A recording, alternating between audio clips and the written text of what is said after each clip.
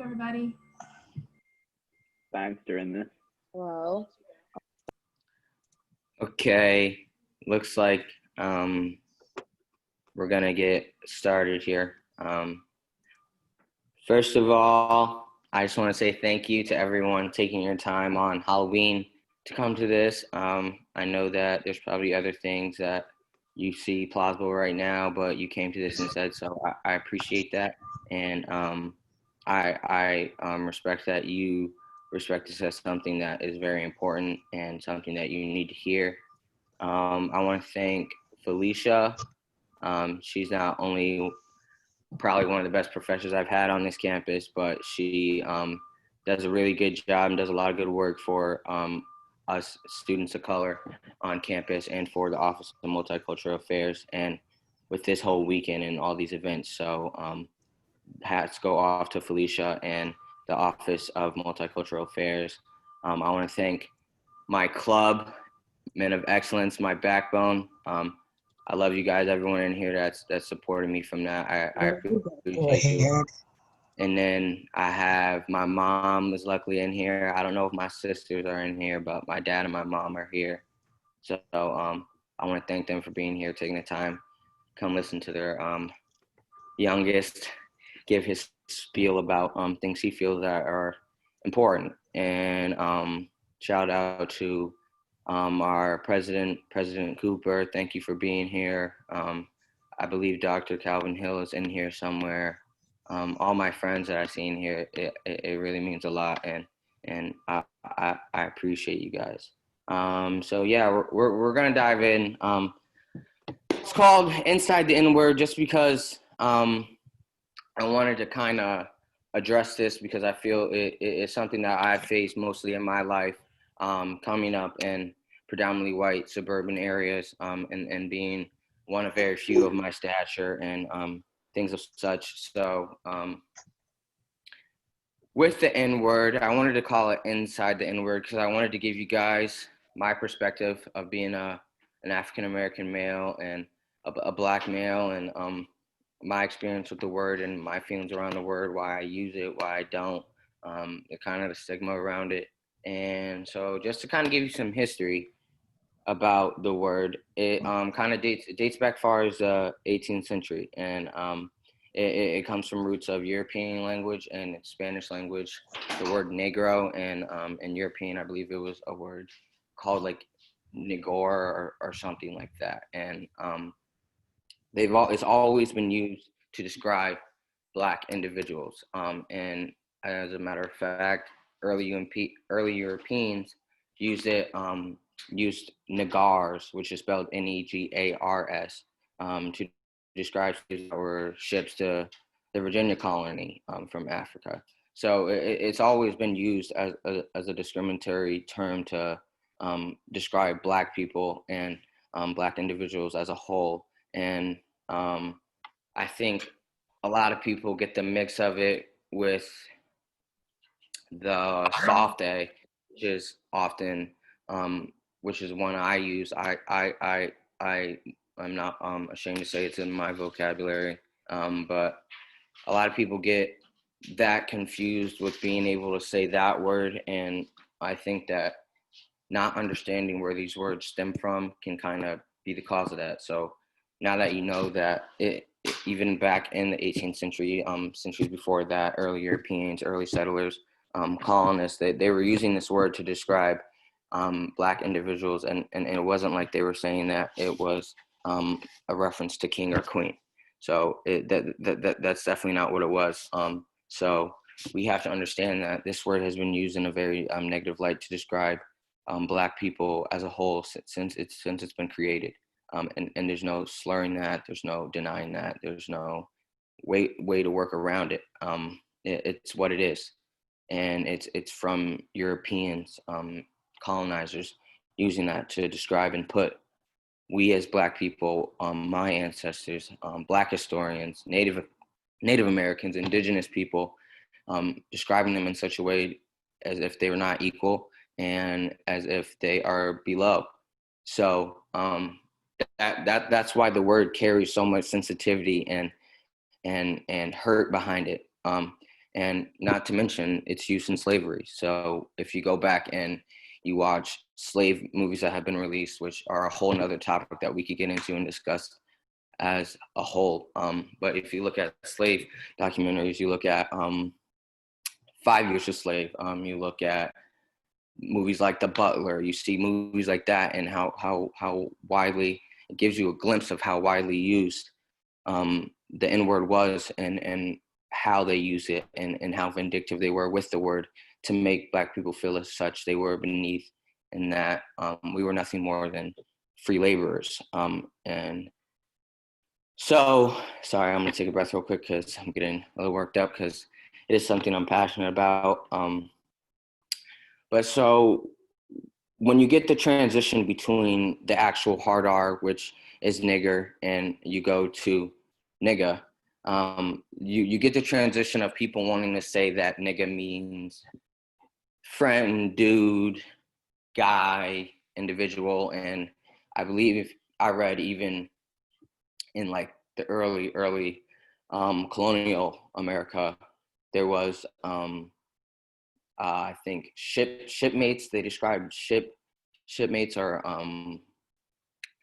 I forget what kind of group those people were, but they described them as niggers, or niggers, which was spelled with a UR instead of a ER. So people have tried to slur it and use it in ways of that, but even then, back then, it caused problems, and it didn't really sit well with anyone when it was used outside of the Black community or people of color community, because that word sits with a lot of hurt, turmoil, and history that simply no other race has had to experience or had to, encounter. So then you get it transitioning over with that same meaning to nigga. And with nigga, you'll see in the Black community, this word is often very controversial, and it's something that I know my father, who's in here, necessarily doesn't agree with and doesn't like to use. I know that there's people in here that also don't like to use it, that are also identify as Black or biracial. So there's and then there's people like me and my friends and people that I know that look like me, and have the same skin tone as me, that use the word openly, and use it in terms of each other and understanding. So that's something that I think white people need to understand, and outside other races need to understand, because the problems of the N-word within our community are problems within our community. That's problems that we hashed out within ourselves, and what we need to come to a consistency with ourselves. And that's something that we can do and talk to each other about, because that word holds great hurt and history and turmoil over our history. There's our lives. Not every Black person that is in society today, to be vague about it, is indirectly affected by slavery, and is indirected by systemic oppression. So that's what that word holds. It's the fact that your ancestors, your early settlers, they knew this, and they used this word to describe us, because they knew that they had the one up, and they knew that we had the one up on those niggas. We had the one up on those hard R's. That's what it was. And we're that because we're beneath and we're low, and that's because of our skin tone. And that makes it, if you think about, if you boil that down, it boils down to nothing, because that makes no sense as to judge people's character, what they're capable of, anything. As obviously, as you can see now, there's people that are much more educated than me, much more educated than Dr. Calvin Hill, much more educated to Felicia, out of respect for them. But there's people that are colored people that are identified that they are Black, and have elevated ourselves, and are CEOs and are things as such. So the fact that you try and use this word outside of the Black community in itself, it is astonishing, and it's not acceptable in my sense. But I can understand being from a suburban area, and being from an area around where I grew up, mostly white people, the whole pop culture aspect of, oh well, it's used in the songs, it's you say it to me, why can't I say it to you? And there's a whole lot of stuff within that concept that people try to blur the lines. But when it simply comes down to it, it's that this word, like I've been saying this whole time, this word pertains to me and my people. It was never something that you and your people had to experience. You guys were on the upper hand. So the fact that you feel the need to use the word in describing me again, it just, it's just a little, even if you're not trying to, it's just that little hint back at 400 years and years and years of oppression. And we just have to understand that in order to respect each other, there are boundaries and there are things that we cannot do and things that we cannot say to each other. And I think that we're so caught up in entitlement and things often in this world that we want to be cool, or we want to get the black card, or we want to be able to say it but not be racist and things as such. And it's being turned into something that's not as simple as it is. Like I've been saying again this whole time, it boils down to the fact that this does not pertain to any other race but black people, but African Americans, but those slaves that were brought over in chains, wept, killed, hung, like all of that. That doesn't pertain to anyone else but us. That wasn't you guys that went through that. That's not you guys' history. You can go and look and find your ancestors and find your ancestors' history. Track your history back generations and generations and generations. I can't do that. My mom, my dad, their cousins, their friends, their brothers, their sisters, they can't do that. And when you have everything already in place for you to succeed in this world, and then you try and take the one thing that we as black people who believe that the word is something that represents our relationship in this world as in terms of our experiences and lived shared experiences through oppression and just being oppressed in this world simply because we are black, you're taking that too and trying to say that we can't have that either. And it just doesn't make sense to me as to why you feel the need that you need to use it no matter who's saying it.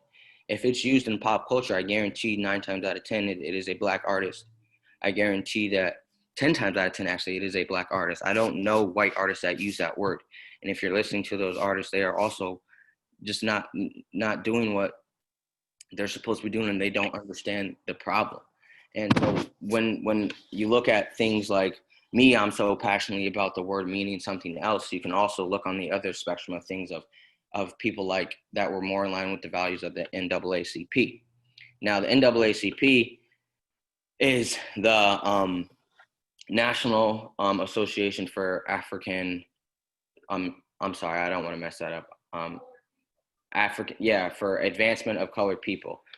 And so how they felt about the word, they have a convention and every year, and they have this annual convention, and they actually at one of the conventions, I believe it was the 9th one, they denounced and buried the word.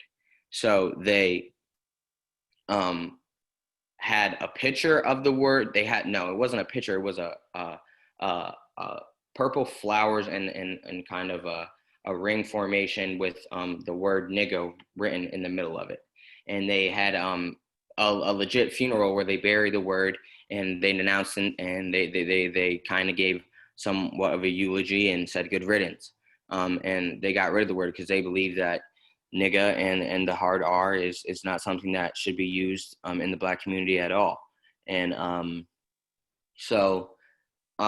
there's two spectrums of this word within the black community. There's multiple spectrums, obviously more than two that we could talk about, but those are the two that I feel are most common. And when you encounter with black people, you'll see. And I think that again, white people and other races just need to understand that that's something again that we decide in terms of us as black people within our community on whether or not to use the word, whether it's not acceptable or not as a word. Like I said, my father doesn't find that word acceptable. So when I was growing up and I was around him and I hold conversations with him, even though I was at the age where I was using it with my friends and other things as such, when I had conversations with him, out of respect for him, I understood that he did not like that word and he didn't want it to be heard. And that's me understanding him being Black. And so I understand that you could say that it's easier, but you need to understand that stop treating people. I really like this whole quote of stop treating people the way you want to be treated and start treating them the way they want to be treated. And that, I think that's big. And you got to understand that if you're not treating people the way that they want to be treated, meaning that even though I am Black, doesn't mean that I want to be associated with that word. Or even if I am Black, doesn't mean that I think that word is trash and it denounces all Black people and it's terrible to our reputation. I think we got to understand that is something that we decide as Black people, and you as white people have nothing to do with that except for sit on the outside and support and do your part of not saying the word and not advancing the word outside of the Black community. And so until people can, I believe, understand that, then this is still going to be a problem and it's still going to be used.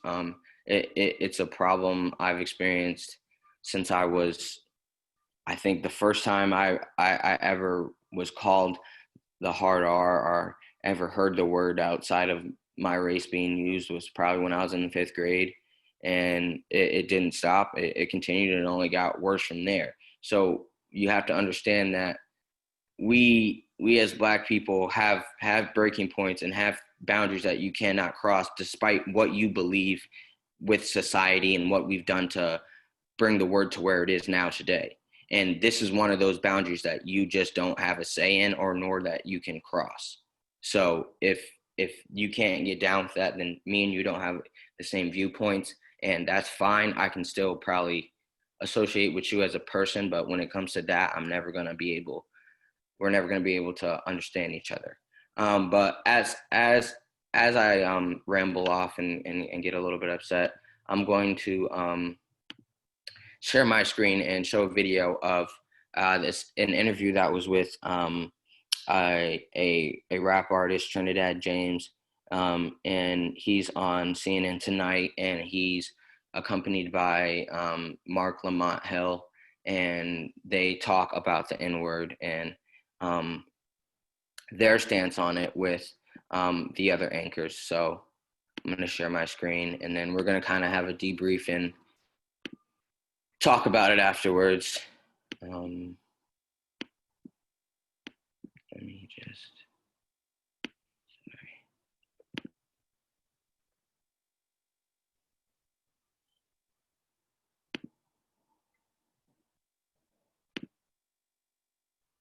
Everyone can still see that?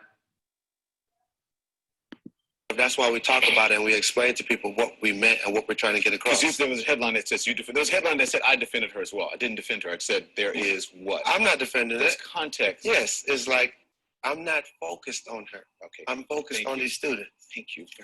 You can come here and be my co-anchor. No, anytime. All right. So what do you guys think? Mark? What do you think of his interview? I think it's a great interview. I was glad to hear Trinidad explain himself because, as you said, headlines often distort what people say and what people mean. And I'm always fascinated by the amount of burden and pressure people put on rap artists to police their language. No one asks Tarantino to reimagine the scene in Pulp Fiction, where he himself uses the N-word, repeatedly and probably gratuitously, just like in Django. I think rappers have an extra burden put on them. And I also think it's fascinating. He has gotten criticized for that, Mark. No. There are some people who are now saying that they're critical of him using it. They're not critical of the word being used in the movies per se, whereas rappers are saying rappers just shouldn't use it. Rap music just shouldn't have the N-word in it. Or TV shows like Empire just shouldn't have the N-word in it. And what I'm saying is that perhaps that's a conversation that Black people can have internally. What I find fascinating is that oftentimes white people are trying to legislate the N-word for Black people, saying none of you people should use it. It's like, well, nah, y'all, that's not your call to make. It's not. Mark, the question comes down to this. Do we want the N-word being used out in society, or do we want to stop the N-word, which has become so, as it is, racially divisive? And I'll be real candid with you. I mean, Trinidad, I think you know. Did you just say the N-word has become racially divisive?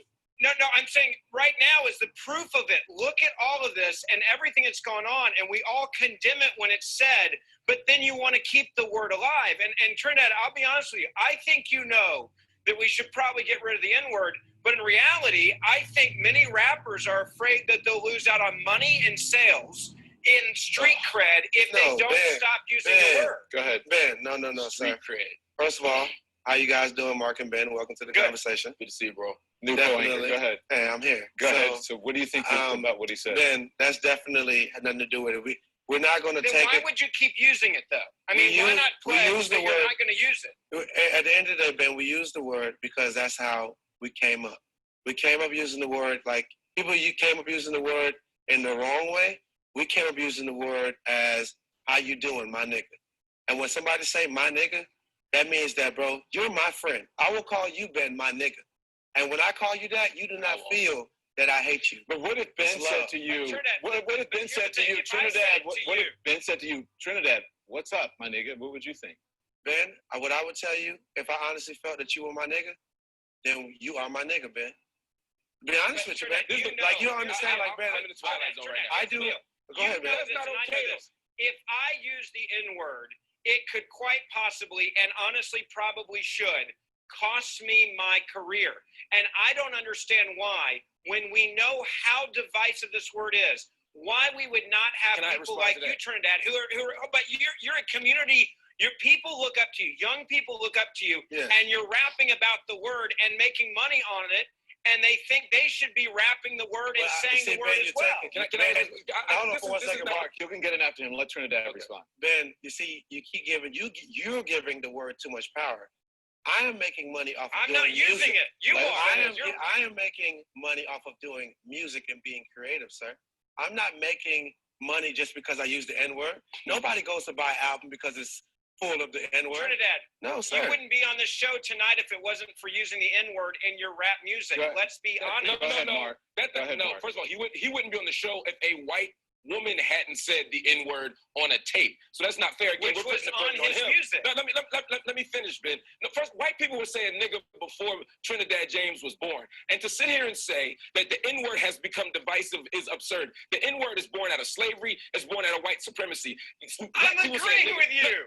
No, you're not. Listen, just Why listen would for we a minute. keep the word alive? Just listen. This is the problem. When we start talking about issues around race and racism, sometimes white people need to just listen. Just hear what I'm saying for a minute, Ben. What I'm saying is that the N-word isn't divisive. White supremacy is divisive. Slavery was divisive. That's the problem. And maybe, just maybe, it's not white people's position to tell black people what to say. I might see Trinidad James on the street and call him my nigga. You know why? Because he is my nigga. And the difference between Trinidad James and you is that Trinidad James has to deal with the same oppressive situations. He's born into a world where anti-black racism prevails. He lives in a world where police still might shoot him on the street no matter how much money he has. We share a collective condition known as nigga. White people don't. I'm not saying it should be illegal for white people to use it. I'm saying y'all shouldn't want to use it given everything that's happened after 400 years of exploitation and institutional racism. Ben, to add on to that, Ben, the reason why you wouldn't use the N-word, Ben, is out of respect, correct?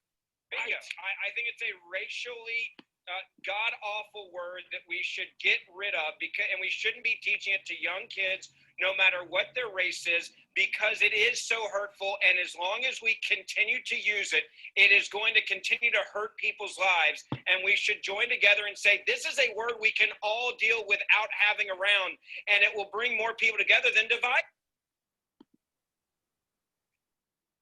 So as we kind of debrief and I kind of want to just touch on the points that are mentioned in that video, because they are very, very, very, I think they represent a lot of the stances and quotas behind using the N-word today, and they were addressed and represented in that video. Just to start off, as you saw, the news anchor, Ben, called the N-word racially divisive.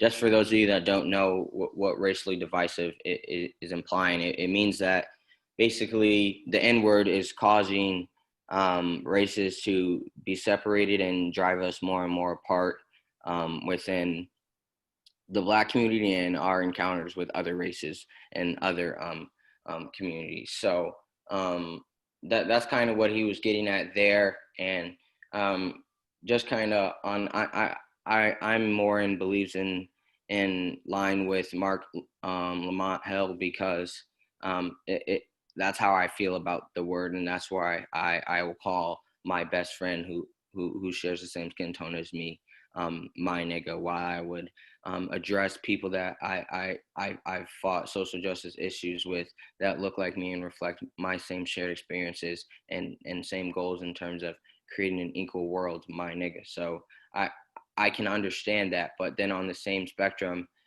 people will turn and say that, well, if you don't want the word to be used, why do you use it? Don't use it at all, and cancel it out. But I think we got to understand that this isn't about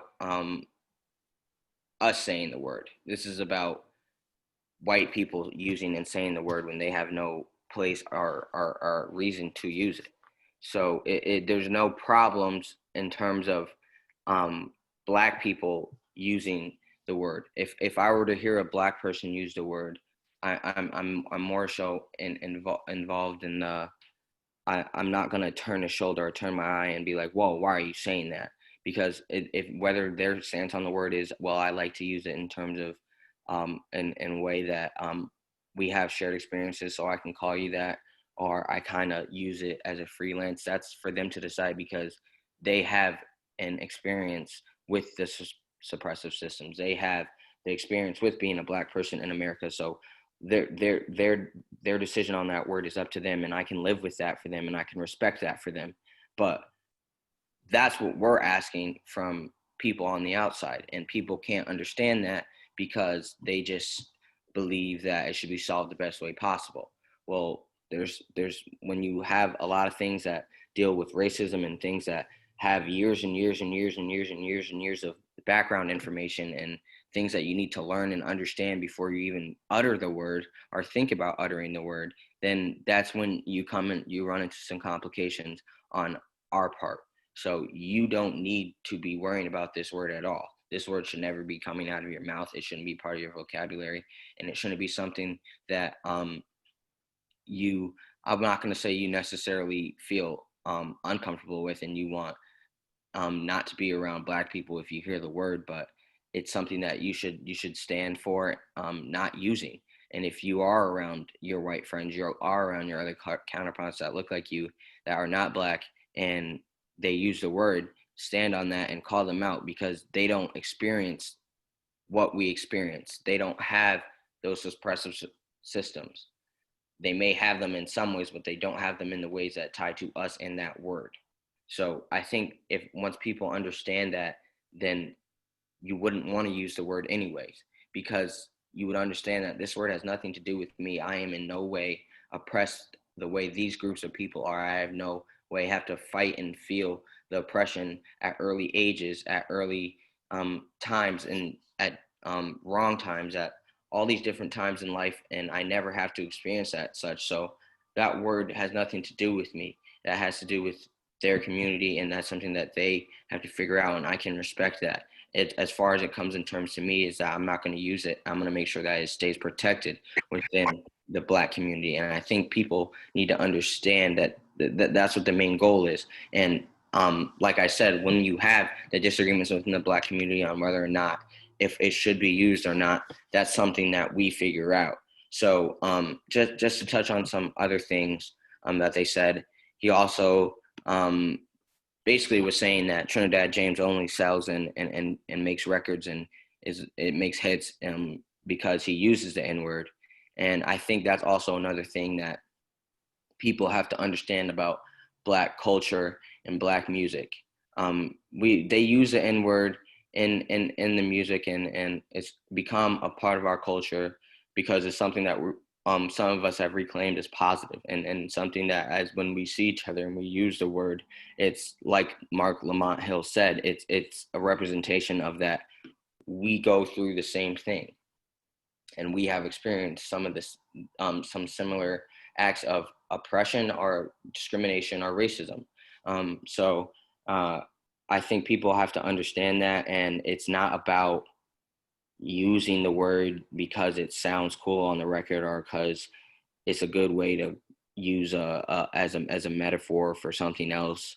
or anything like that. It's not used, and rappers don't say it like that. We say it like that because those rappers come from places where they are suppressed and often seen as nothing but that word, and the negative associations with that word of being just a rapper that's from the hood and about nothing but being a gangbanger and other things like that. So people need to understand that those rappers that use that word have every right to use that word the way that they please, because them above all other people experience the same suppression and other things that people say. So I think that people should understand that, and I think that we should get there, but I'm obviously not the end all, say all, be all. So if anyone has anything like they want to say about that video, or the word in total, any stance or anything at all, just about anything I've said, any questions, the floor is open. Don't be scared. I'm not going to judge and look at you differently. If you ask me a question, we're all here and trying to get better and further our knowledge to understand each other better. So ask and you shall receive. Also use the chat, and Luther, I can help you with chat function reading if you can't see the questions or looking at something else. Okay. You can either sorry, I'm on my phone, so I can't see anybody else. Go ahead, Sabrina. Yeah, I just had a quick comment about the video. I think the thing that was frustrating to watch, and I don't know if other people picked up on it, was with the news anchor Ben basically saying without directly saying, if I can't use it, then neither should you. I feel like that's what the problem was. I think that it's hard for certain individuals who are oppressed to understand that their ancestors have had privilege. They have privilege, and I don't want to say all white people, but a lot of people, white or not, defend this word, are doing so because they don't want to be told that they can't do something. And most of the time, people aren't looking at it because it's offensive to others and it hurts others, but it's more of the fact that people are telling them, no, you can't do this. So I think that was the biggest problem, and I think that within that video anyway, and I think that's also one of the biggest reasons why people have issues with debating whether or not the use of the word should even be a thing. I think it's heavily rooted in entitlement.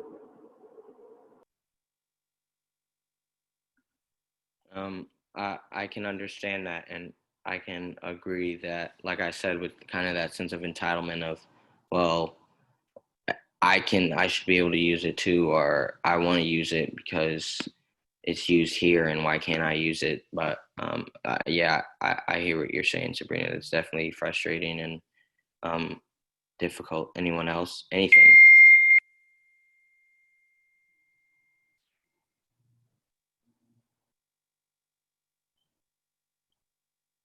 I saw a question in the chat, so I guess I'll talk about that. Carolina Pina said, "Is it decisive because white people cannot use it?"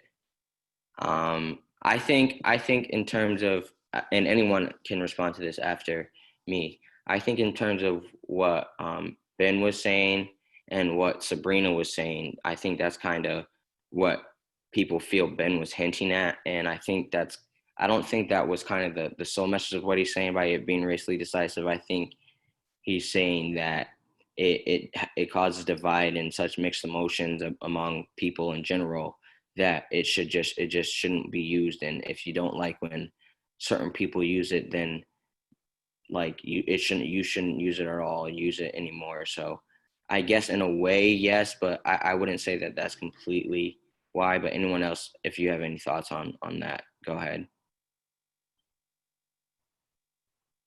There's another comment. I think this might be from your mom. Our people took the negative and made it positive. Can it be that others are mad we turned it around to make it our own? That's actually a good point.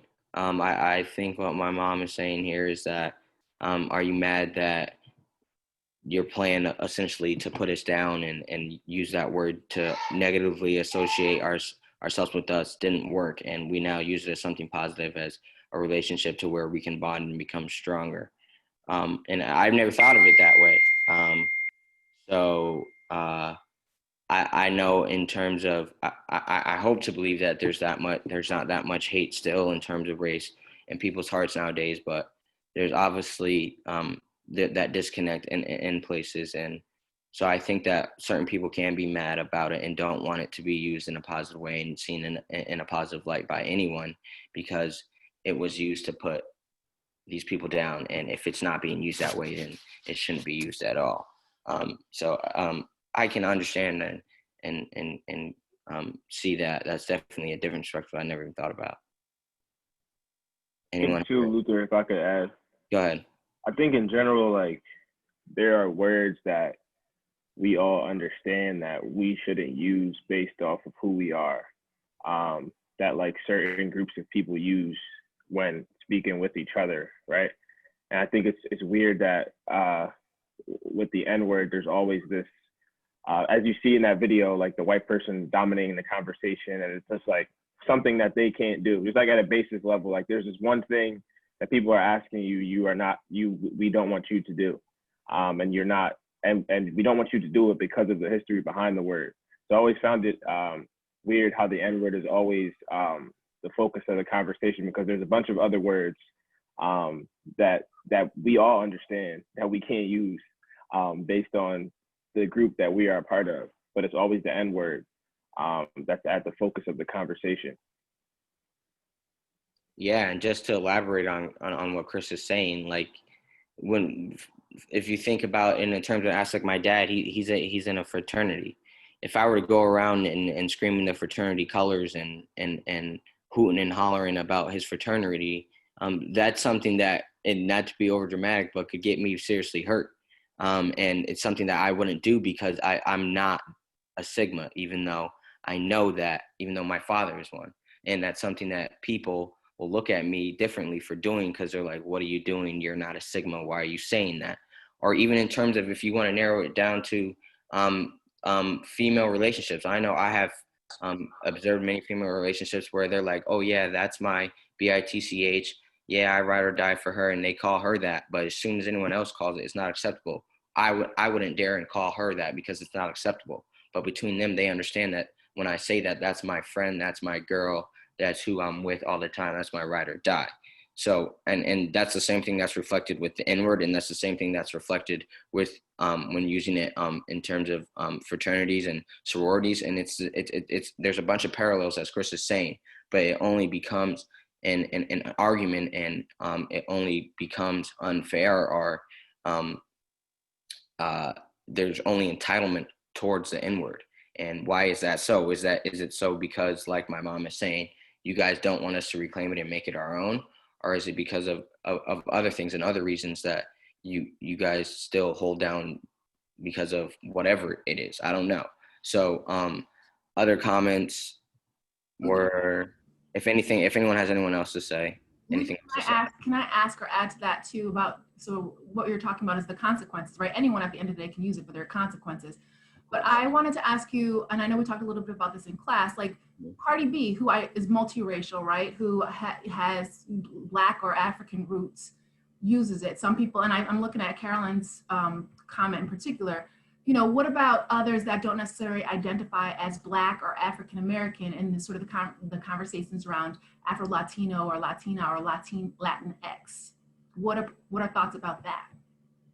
I would say that my thoughts on that are that in their own ways, Afro-Latino populations or Latinx populations experience oppression for the way that their culture is and their backgrounds formulate them to be as a person.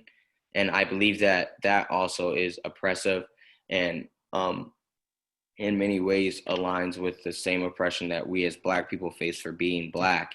And because that they also have that extra added background of being Black, I think that it's acceptable for them to use the word. But I don't think that in terms of if you were just another colored person, meaning as if you were Asian or if you were of any other race, that you should be able to use the word, because that word is specific to, like I'm saying, Black culture. It's not necessarily, you guys do face racism and oppression because of your culture. That's something that you can hide and mask. We can't hide the fact that we're Black. That's on our skin tone. We wear it every day.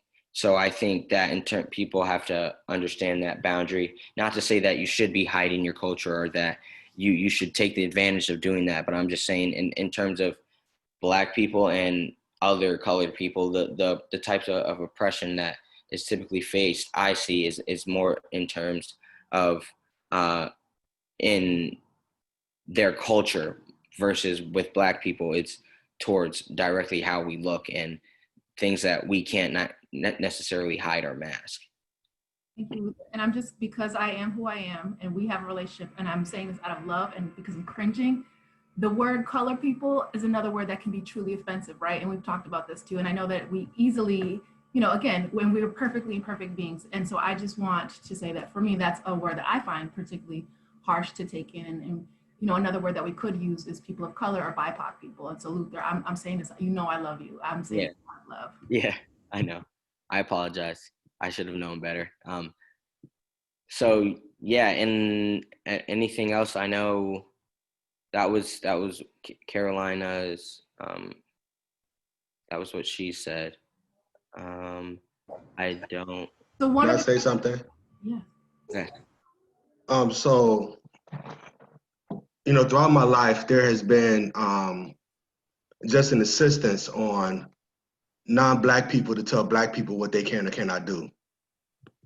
And, when you've experienced this from the time that you can remember, I don't have a cognitive day of awareness that I don't recall not knowing I'm Black. And not because I searched being Black, but because society made sure I knew I was Black. And I had to learn about my people, to have pride in my people, because I was told that I'm Black, and that inference that was made was that it's not a good thing. And so in history classes, they didn't teach us about the good that we did in this country. I had to go find that out. I had to go find out about, the fact that a Black man invented the traffic light, invented the gas mask. I had to find that. I had to find out that William Latimer was the guy who actually made the light bulb work, and not Thomas Edison. See, I had to find these things out. And so it's offensive that I can't do anything, that you feel like you have to give me permission to do anything. And when you tell me what I can or cannot say, then you don't have that right, because I'm an individual with, if all men are created equal, then why is it that I have to be told what I can or cannot do? And so the whole thing with this word is, we wrestle with this word in our community. Like my son said, he uses it, I don't. That's a wrestling match we have within our family. But see, certain things that families can deal with, certain things that people outside the family can't. My kids can have a knockout, drag out fight at home, go to school, let somebody cross them in school, and guess what? We got a problem.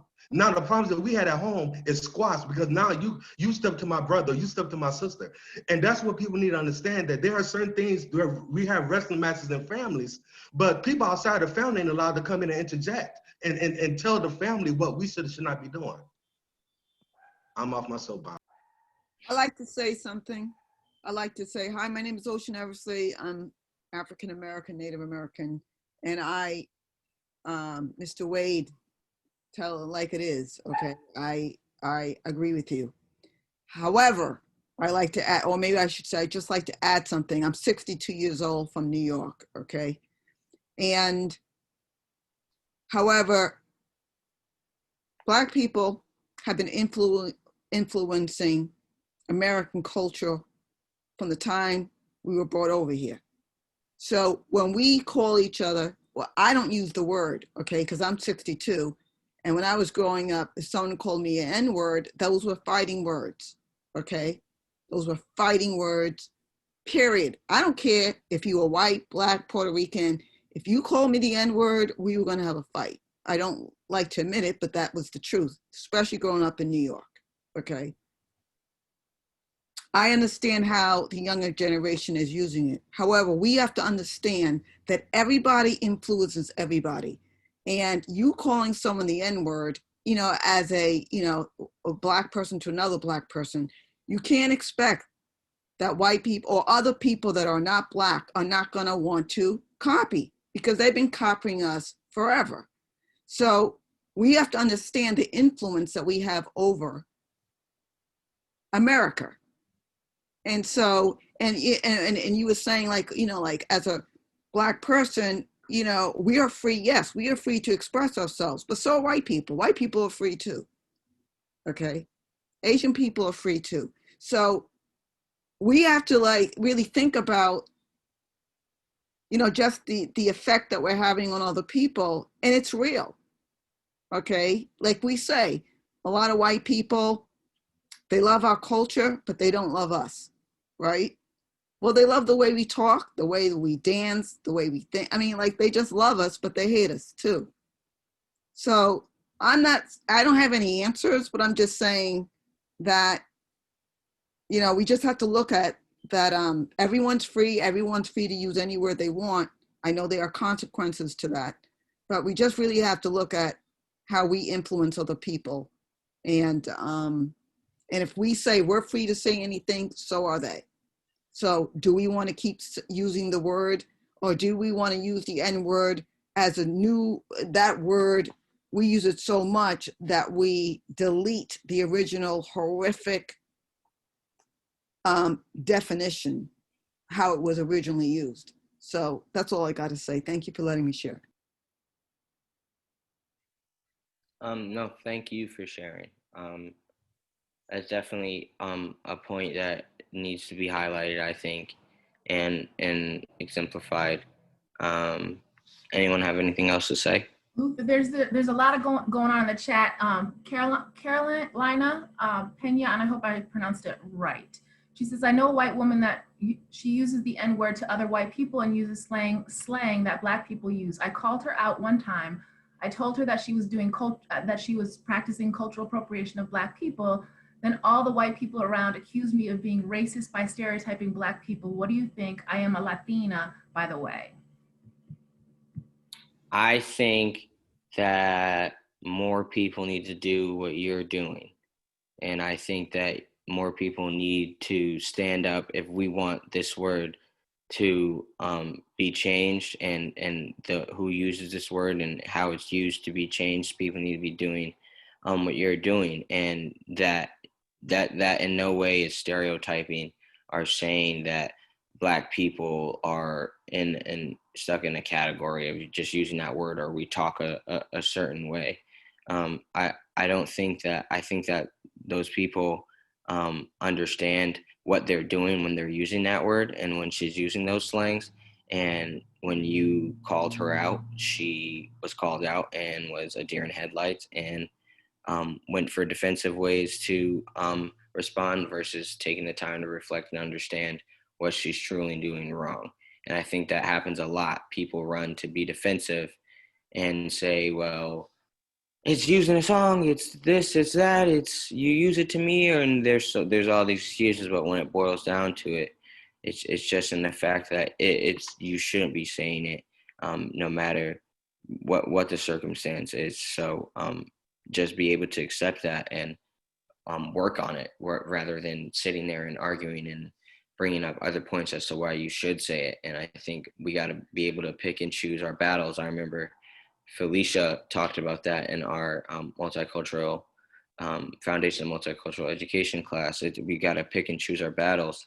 And I think this is a very prevalent point where you pick and chose the correct battle, and that girl didn't choose the right battle. So I think that you did exactly what you were supposed to do. And me as a Black person wouldn't have been offended if I was sitting on that anywhere around you guys, or was near that situation. I wouldn't be offended. I actually probably would have came up to you and said thank you afterwards. So at least that's coming from me.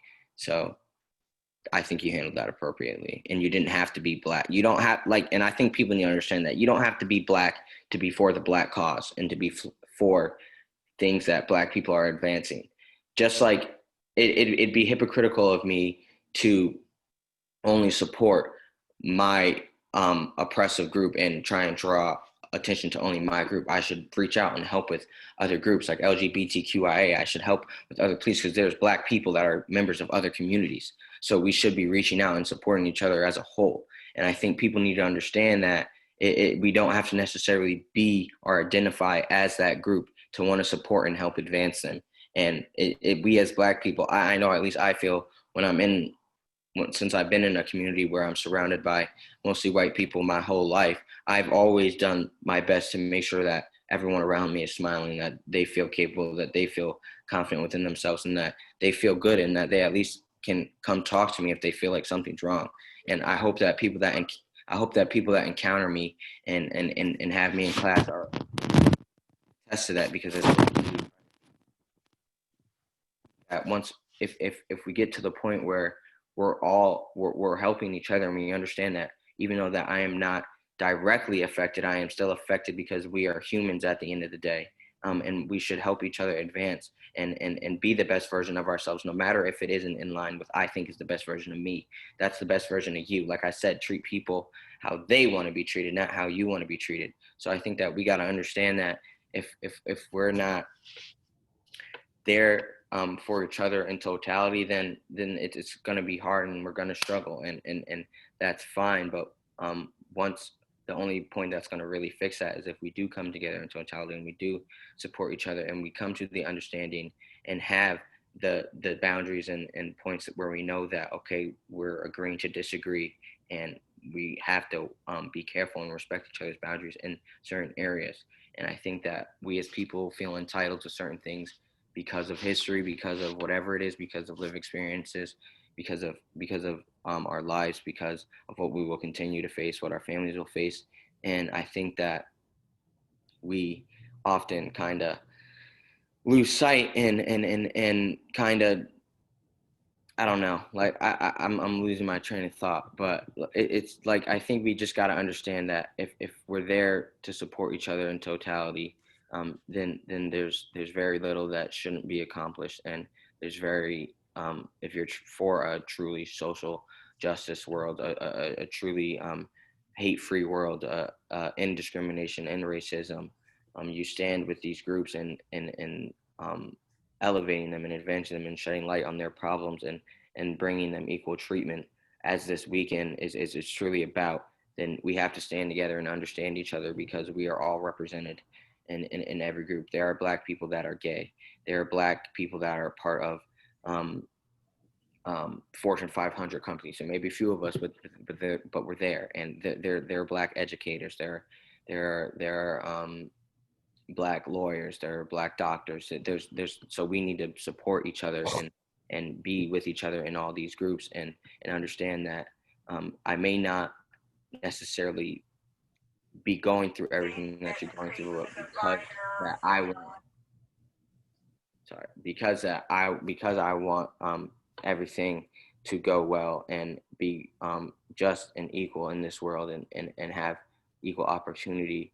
I'm going to fight and do what I can to make sure that happens.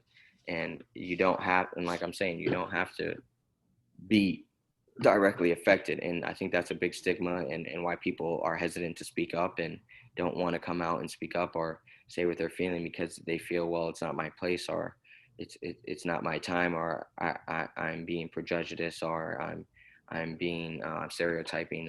And I think that we got to understand that if your intentions are truly pure and you're truly fighting for what you believe is right and what is right, then that will show. And the people aren't going to hold you to little mistakes that you've made, because you're fighting and trying to be better and do better. So I just want to say that. Anyone else want to say anything? There's some questions here, and then and it's Carolina, and so I apologize again. And she just commented, after all, they labeled me as an angry woman of color. I will keep doing it no matter what. Thank you for clarifying that to me. I really it really hurt my feelings when they told me I was racist and stereotyping Black people. First of all, we could talk about this later, but as a person of color, so one would say that you can't be racist, you can be prejudiced, but we're not going to go into that today. That's another session for another day. Luther, there's another question from, oh, I just lost my place here. Adam. Actually, Adam, do you mind taking? I see it. He said, can you talk about how class intersects with the usage of the word, even including other concordant, help populate other populations, right? Like, I think when it comes to in terms of class, when the word is used outside of the Black population and it's used by white people, it's in a way it seems because white people are typically in the higher class and in the 1%. So it seems in a way that you're downgrading us and saying that we aren't capable of being successful, and it seems that you're placing limitations on what I can do economically and what I can do socioeconomically. So I think that's kind of the way intersection just believes that it's kind of in a way saying that you'll never be at my level because you are that word and that is who you truly are and that's all you'll ever be. So I think that's kind of in the way that I take it, at least. If that answered, hopefully that answers your question, Adam. And feel free to unmute and ask further about that if I didn't quite clarify what you wanted. Yeah, thanks, Luther. I guess what I meant is like how class plays with the internal debate within the African-American community, how class intersects with different people's perspectives on whether or not it can be used. And then as well, with maybe offering a more open gesture with certain Latinx populations or Afro-Latinx populations, saying like, okay, well, maybe we have a similar set of circumstances. Like, how does class intersect with just different people's perceptions of how, whether or not to use the word internally or not? I think so I think I kind of understand more what you're saying. I think we as Black people typically are in the lower class and our working class are lower middle class, and so I think that in terms of using the word with the working class of Latinx and people, immigrants and such that come to this country and work the working class jobs, I think that in terms of that we do have relations, but I wouldn't say that just because you're here and we're part of the same class and we go through the same things in a classics point of view that you could use the word. I wouldn't believe that and such. I think that it's more in terms of, yes, class does really affect your life and kind of your path that you are in this country especially. But I think that overall, the oppressions that Black people face and that are behind this word aren't exemplified in that situation where aren't exemplified with class. They're more so exemplified within our culture and just us being who we are, not necessarily what we've been able to do in an economic standpoint, if that answers your question any further. Yeah, thank you. I guess I also just meant also within the African-American community, whether you feel like there's a generational and class difference versus people who want to use the word with the A ending versus people who don't. Luther, can I talk about that a little bit too? So I think that there is an intergenerational difference. I think about the conversations I have with my dad and myself, and also, the experiences where, my dad is not too far. I mean, my dad was part of the civil rights movement, and his experience being in Vietnam, and that word being used to degrade, to humiliate. And so when I've heard my dad, the reason why I've had this conversation is because I heard my dad say it out of anger. And I was shocked to hear it come out of my dad's mouth. Now I have siblings and cousins and people use it, both with the ER, the heart, like the A, and so, and I personally, and people who know me, I don't really use that word. And in part because I think, if we're talking about change, creating change, you know, if I still feel pain from that word or others feel that pain, I'm not sure that we've really created change if people are still experiencing that. But I also understand the mind frame or the sort of the ideology around using it as a way of reclaiming the word or endearment for others. And so again, I think there's consequences. But I know when I talked to my dad about that, you know, for him, it was the connotation and the experiences that he had, it was more painful than powerful for him. So he didn't, you know, and so he was using that to call somebody else this word to out of anger, to humiliate them. And I mean, again, I was shocked. So I do think that there is, and in the conversation that we had, I think that there is a generational difference in terms of cultural shift of people now kind of using it to reclaim or to use it out of an endearment, where my dad, you know, his experience and what people use and what he remembers, and, you know, and for some people that was the last word that they heard hanging from a tree, right? Like, let's put that into context. That might have been the last thing they heard from somebody, you know, with their knee on their neck. And so I think it is a generational thing. I think I'd like to confirm that. I'm class of 70 from Springfield College. Since you're talking about generational, I've done a lot to help work with young ladies and teach them self-respect. So I guess my question is, as I teach my granddaughters not to accept the N word, definitely not to accept the B word,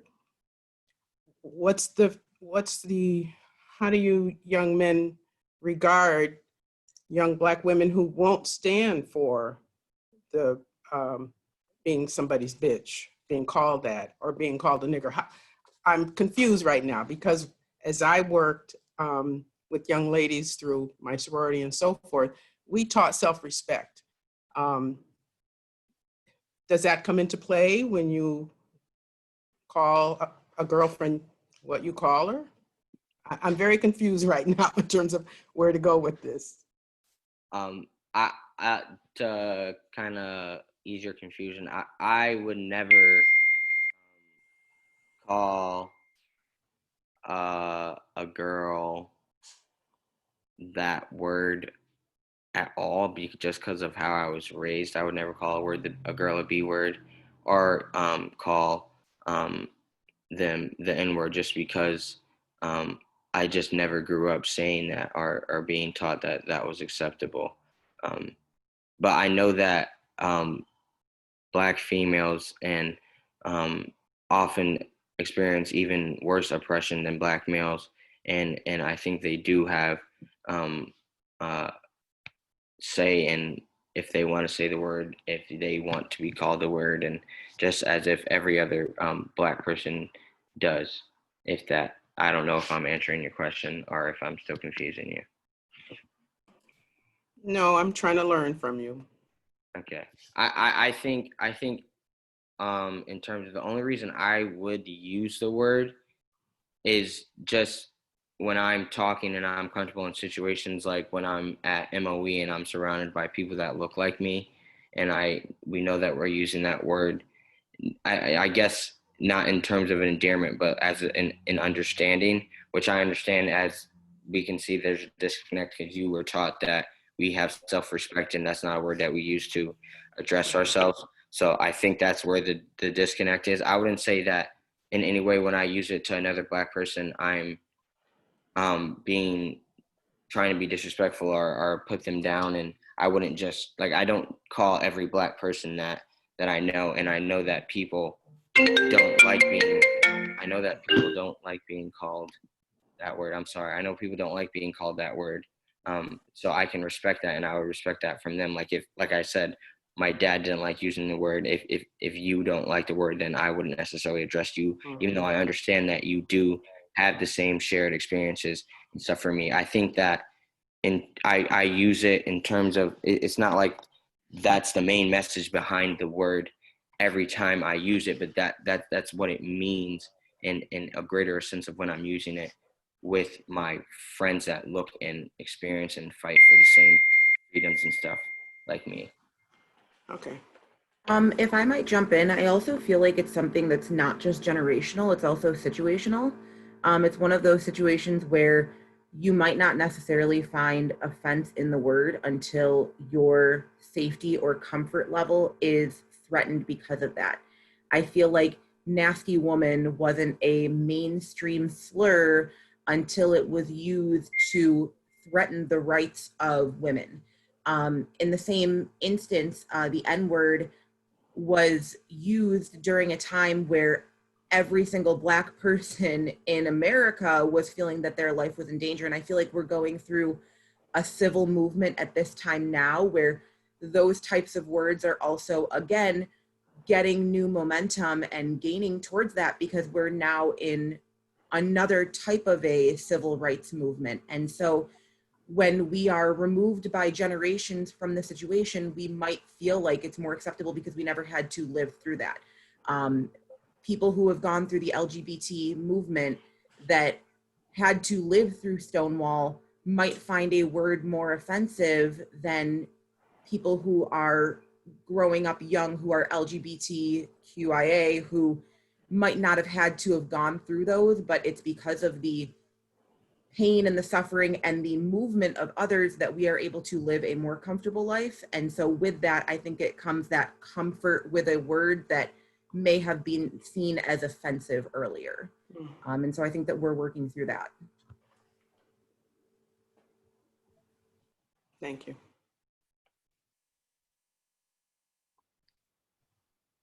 Luther, I know there's been some discussion. I think it's Kendrick. I can't remember which artist it is. If it's Kendrick Lamar who talks about the N-word, and I think he also got into a conversation with Oprah about this in terms of who gets to use it, and Oprah's similar feelings that I have of like you shouldn't use it. And he was like, I believe can anyone confirm?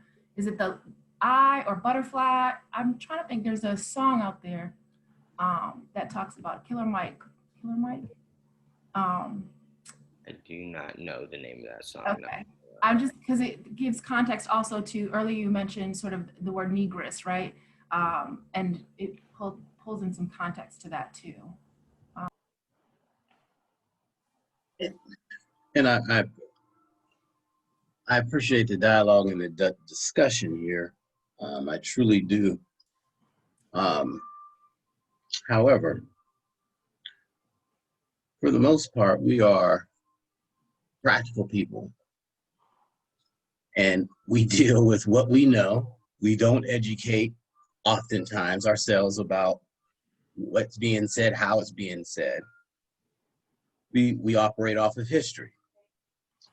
And there's no disputing the N-word and all that it represents, specifically in this country.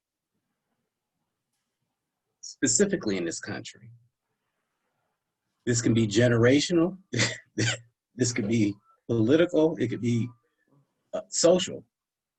We know what the N-word means in this country, every space, every circle. Once again, as I stated in the chat room, we need to be responsible.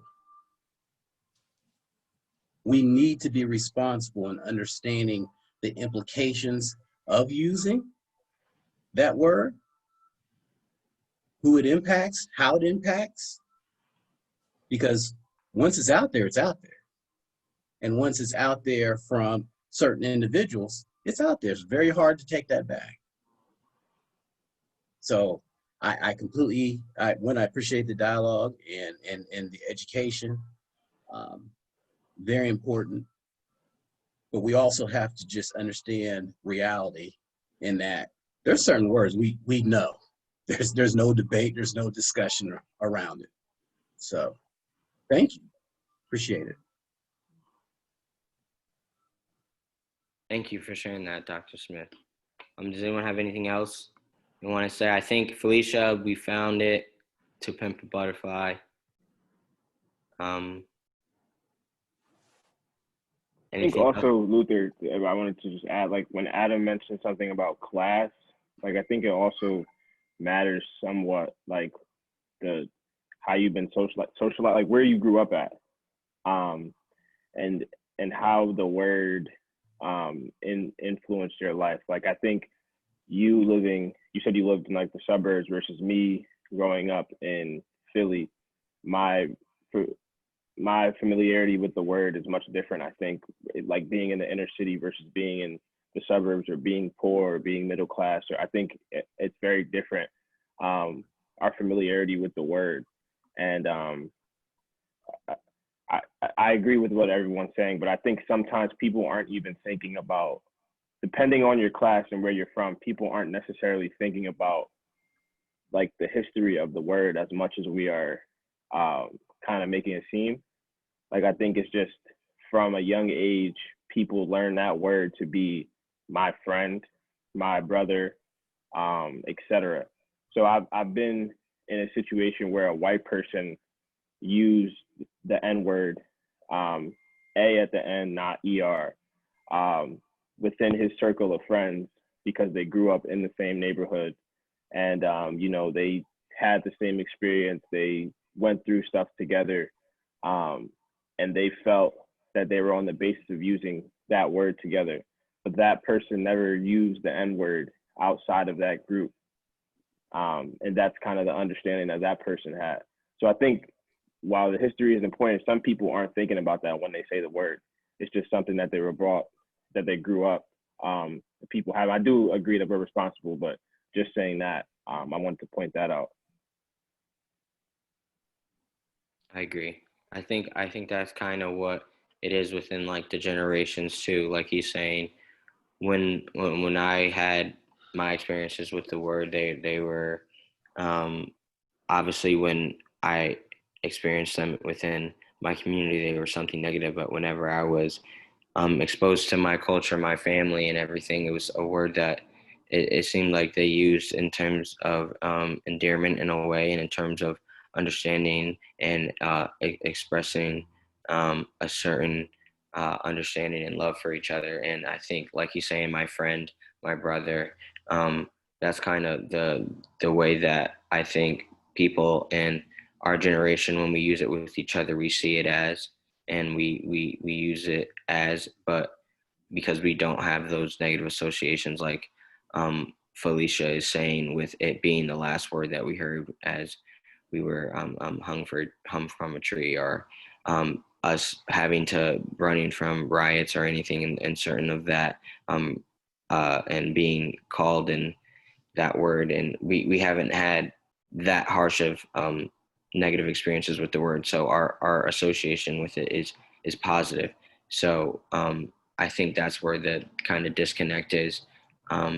If that also helps clear some confusion, Miss Teresa, I think that's kind of also where the disconnect is between generations. And another way that it's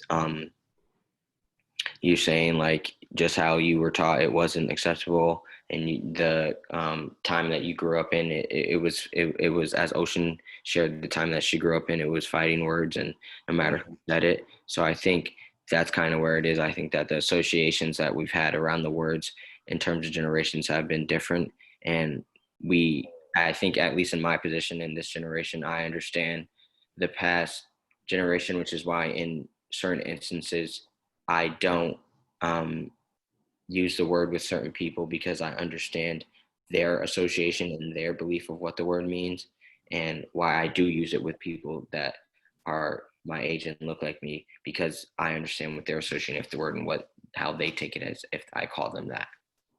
Luca, let me ask the audience, with using your reactions, just to get a feel, if you feel comfortable, I want to invite you, if you've used the word before, and I have used the word before, just to put a reaction like this or whatever, just to get a sense of, yeah, who's used the word before, right? Yeah.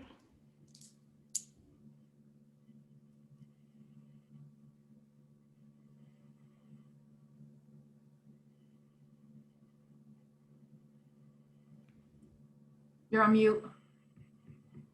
Thank you for all of you that just participated and put your reactions up.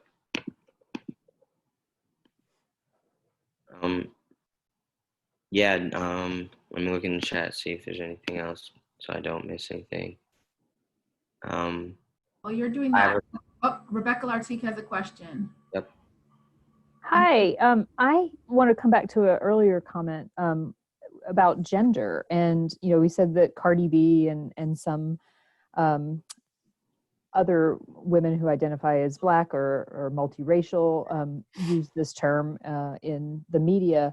I'm curious if, and we've heard some generational sharings from some Black women who've said they don't use the word personally, but they're familiar with it within the community. I'm curious about how younger generations of Black women feel about this word and whether it's something that they embrace. Obviously, it's an individual decision, or whether it's something that they feel is a more masculine identifying word within the Black community. Would anyone like to respond to that? Yeah, that's a great question. Thank you, Becky. I invite you to unmute yourself or use the chat box to answer that.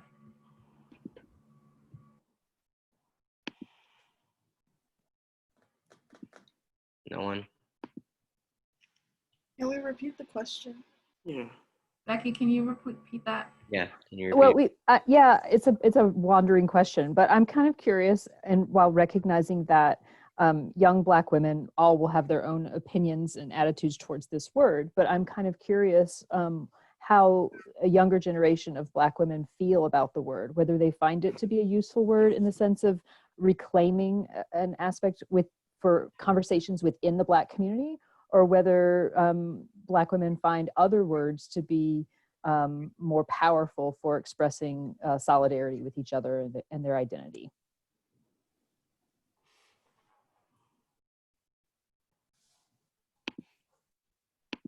I'm sorry, I was focusing on the N words. A different conversation is embracing and reclaiming, B words and other slurs that are used against women. But I'm actually curious about how young Black women specifically feel about the N word variants, with an A ending especially. Okay. Can you all hear me? Well? Yeah. I think, so for starters, thinking about the question, I think a good point to note is that within the way Black people speak and Ebonics, AAVE, one word or one phrase or one something can mean a various of things. Like, you know, seen those posts where it's like, say what's good in like multiple ways, because we can. That's just the way of our way of speaking. So when it comes to the N-word, I personally, so I grew up with that thing of, that self-respect. We don't use that word. We don't use the B word. But over time, once you're in school and submerged with other people who are more comfortable with it, you just naturally happened. Occasionally, I still do. I'm very reluctant to use both of those words just because it was all the other cuss words I got used to. But those two words, it was always like, eh. And I think with the N-word, because it varies, so you could be offended by it. You could have somebody talking down on you and they're using it in a more masculine way. So now somebody who identifies as female and woman and all those things, now I'm offended because you're sitting here calling me a man when I'm not a man. I'm a woman and I would like to be addressed as such. But then when it comes to my friends, like we're out having fun, yeah, that's my N-word, and it's fine in that way.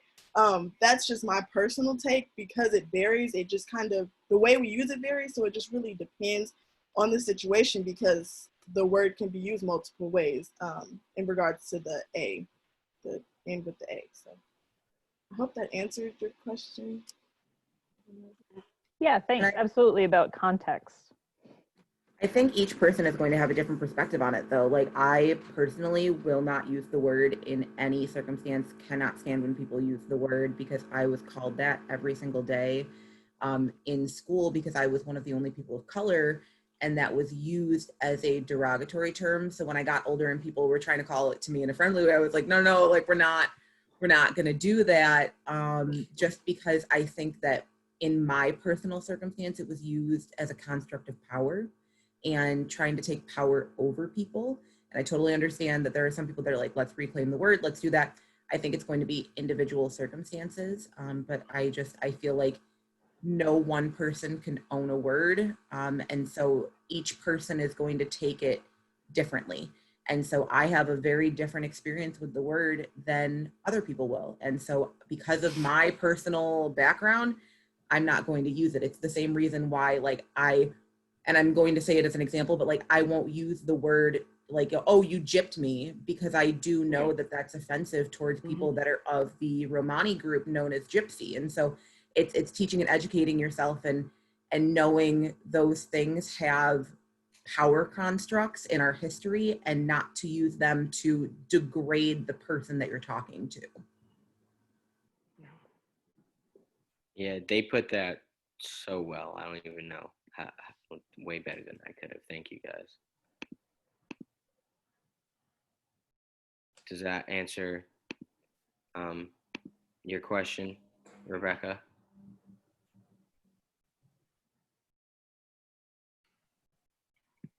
Okay.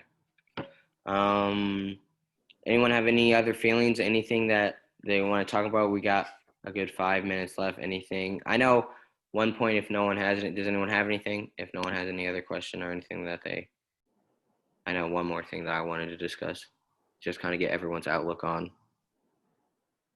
Okay, so I know in the video, Trinidad James said that it kind of seemed like he was implying that if he believed that Ben truly was his N-word, that Ben is his N-word, and that he kind of made it seem that he would be okay with Ben saying to him, "What's up, my N-word?"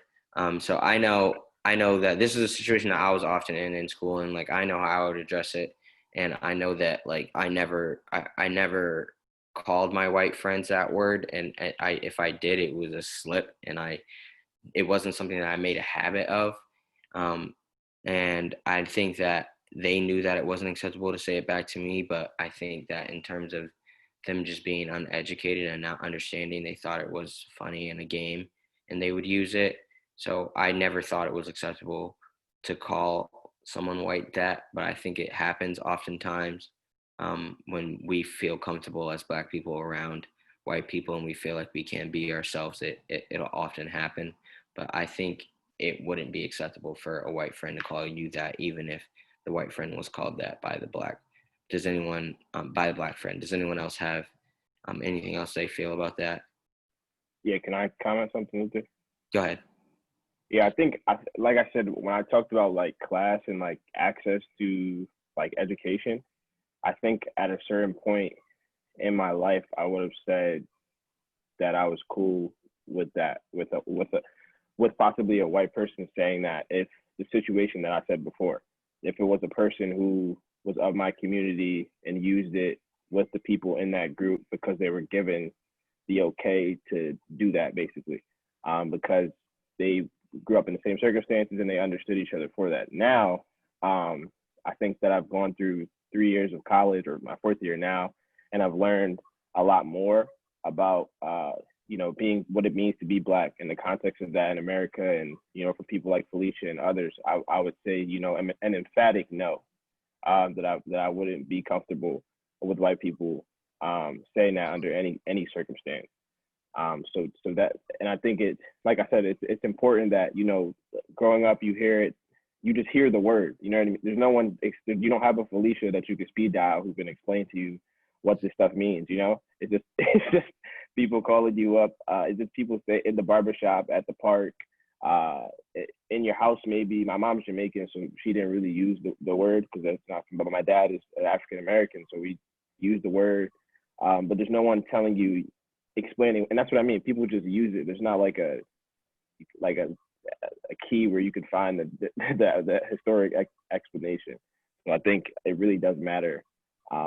Your class, socialization, there's a bunch of different factors that play a role into that. Thank you, Chris. Anyone else have anything they feel, if they thought it was acceptable, if they've been in a similar situation, and anything? I don't want this to just be me sharing all my experiences. Anyone feels comfortable? I can touch on that. I do think, like you said, it's a no. Even if a Black person has given a white person the okay to say it, as Black people, I think I would hope that we will all try to know that we don't speak for the whole race. If that's something big, like, don't look to me to speak for the whole race. So if you give them the okay, like, okay, that's fine around you, I guess. But even then, as a white person, I just cannot see or comprehend, if you care about the Black people in your lives, if you care about Black people at all, I don't see why you feel comfortable saying that word in general. Even if I gave you the okay, if I was a white person, I'd be like, okay, yeah, thank you. I'll just keep that in my back pocket just to know that I have permission. But I don't see why they would feel comfortable. Like, just the historical power that that word has coming out of a white person's mouth. I wouldn't, if I had the white skin, I couldn't see myself doing that. And I don't think I think that's another issue. I was talking about this with my, one of my group chats the other day. Like, that's half the issue with, uniting everybody, is that we're all on so many different pages. I'm not giving any white person, I don't care how cool, how woke you are, I'm not giving you the permission to say it. I love you, but I'm not. And so Black people being on different pages when it comes to that, it doesn't help our situation. But I didn't like the fact that he said that he would give Ben the okay to say it. That I just don't think that's, no, you don't have the okay. I'm sorry, don't say it around me. If you do, there will be a problem, a respectful problem, but there will be a problem. I think Felicia, and I don't want to mispronounce Turier's, agree with you, and I agree with you as well. I don't think that it's acceptable.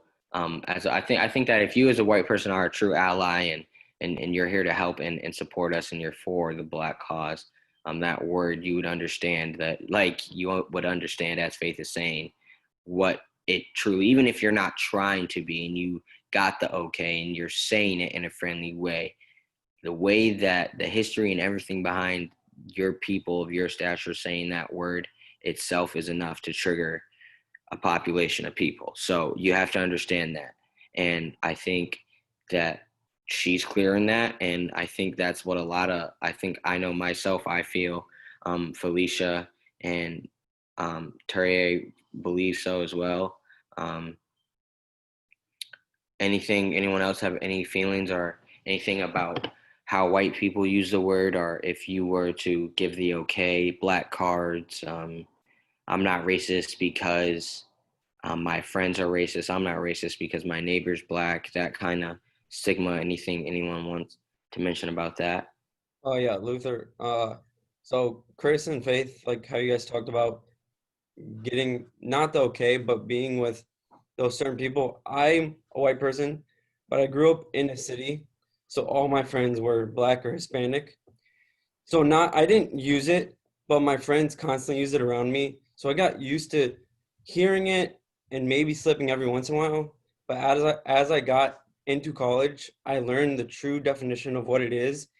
And once I hit college, my look upon using it completely changed. And this was before Men of Excellence, and like just going from living with Hispanic and African Americans to being a predominantly white school here, you see the difference in how and why people use it and why they don't use it, and truly understand the true meaning of it. And now like the seat at the table is just adding more to the true definition of it. And I'm glad Luther was able to take this and give the true definition of inside the N-word. Thank you, guys. I know that we're over our time, but I just want to make one last comment. I thank you, Sebastian, for speaking up and saying that, because I remember freshman year, Sebastian actually came to my room, and this is before I had even known about MOE or anything of that such, and known of the groups that were involved in diversity and inclusion on campus and stuff like that.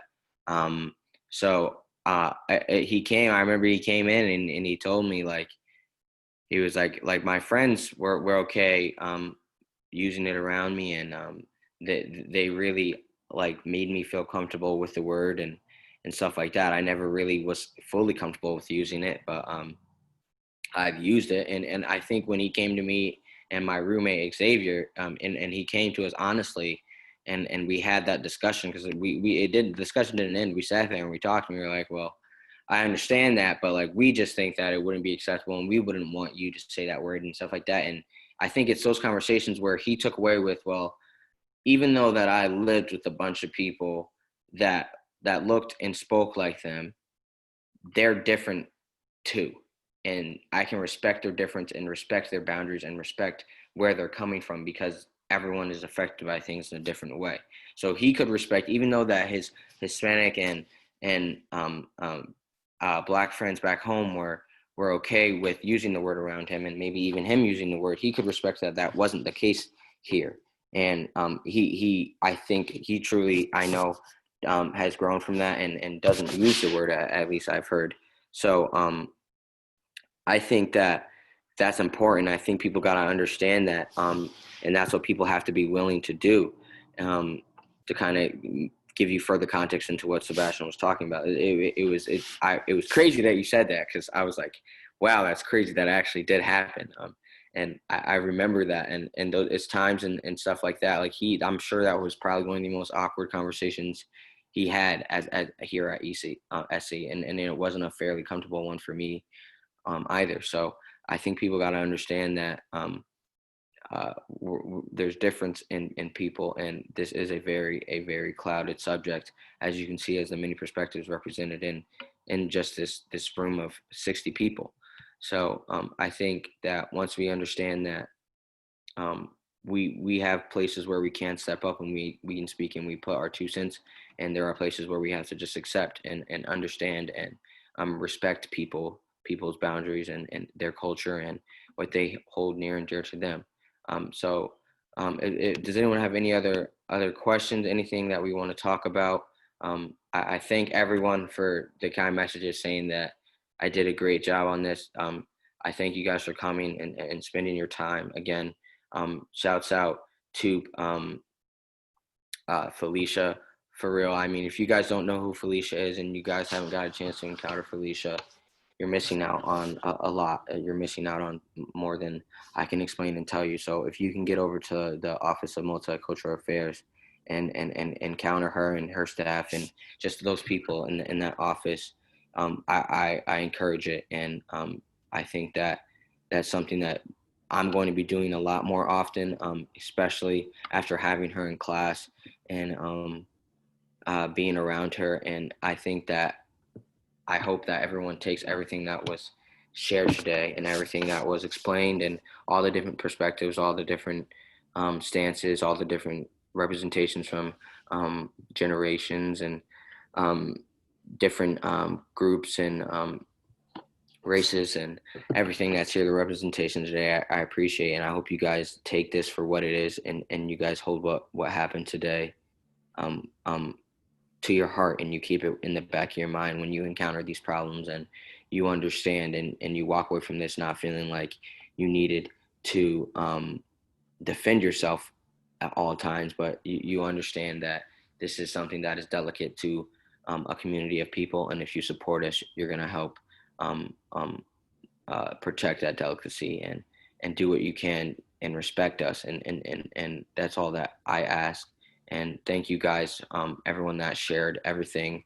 I didn't have any co-hosts or anything on that, so everything that they shared was completely out of the blue and completely spontaneous and completely voluntary. So I thank all you that shared and put your input into this conversation, because it made it a much more valuable one than just me sitting here talking at a bunch of people. So yeah, thank you, Felicia. Thank you everyone that shared today. Thank you, my club, MOE. Thank you to Charisse for helping coordinate and this whole week. And thank you to the Office of Multicultural Affairs. Thank you all you that came, and President Cooper and everything. I thank you guys. This is truly amazing, good experience.